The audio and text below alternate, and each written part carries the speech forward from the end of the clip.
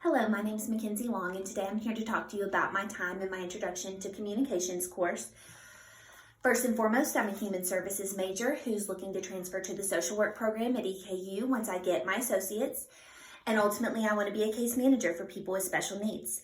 Throughout my time in this class, we were asked to write several journal entries, and this really helped me grasp and understand the content we were looking at. The first journal entry that was by far my favorite was from Unit 1, Chapter 1, and it is titled Use It or Lose It. The second one was titled It's What You Do, Not What You Say, and that's from Chapter 6, Unit 2. These journal titles play into my favorite chapters throughout the semester, which I'll talk to you about in a minute. Before we get into that, my learning objective for this semester was to become very advanced in communication so that I could take that into my future profession. My favorite chapter was, like I said, Unit 1, Chapter 1, and this was titled Interpersonal Process. In Unit 1, Chapter 1, interpersonal communication is defined as interactivity between people based on the dynamic and specific qualities of the relationship. This is going to be really important in my career because I'm going to need to develop interpersonal relationships with my clients to help them achieve their best life.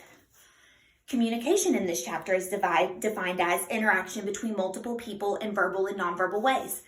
This is also going to be really important in my future career because my communication skills are going to have to be on point so that I'm able to be trusted and helpful to the clients and individuals I'm helping.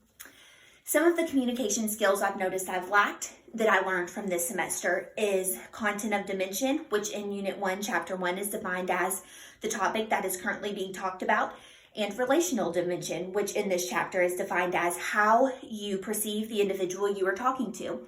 This is also really important because you want to make sure you're using appropriate tone of voice and really listening to what's being said to you in your communication interactions, particularly in the workforce.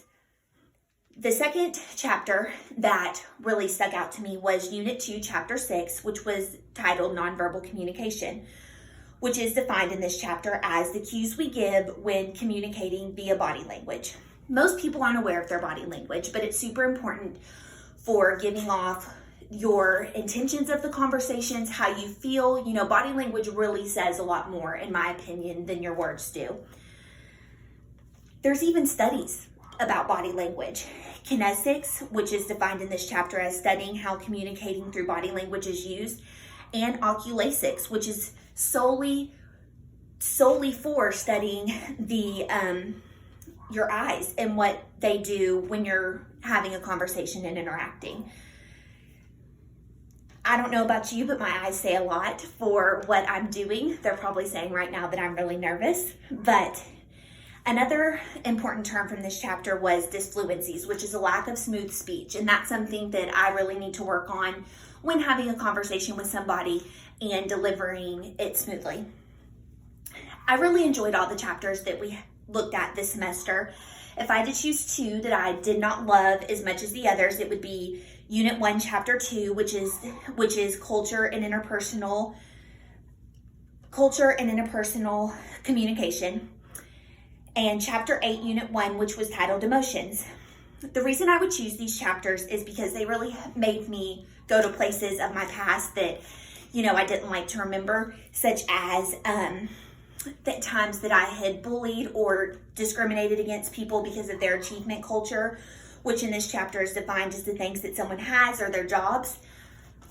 As far as emotions go, it really brought me to some of the debilitative emotions, which are the emotions that can set us back in day-to-day life. And those are hard to face at times. Even though these chapters were difficult and not necessarily my favorite to look into, I still learned a lot from them. I also learned so much about my communication, which I would define as passive and assertive, both at times. I want to become very assertive all the time because that's going to be super important in my career. Brene Brown is quoted in an article called Clear is Kind, Unclear is Not Kind. And that title really spoke to me because I'm passive to avoid conflict, and that's not always kind, and I want to be kind. Brene Brown also states in this that avoiding tough conversations, including giving honest feedback, is what's wrong with the leaders in the world today, and I really want to be a leader in the field that I'm going into. So thank you for listening today. I hope you enjoyed this talk. Thank you.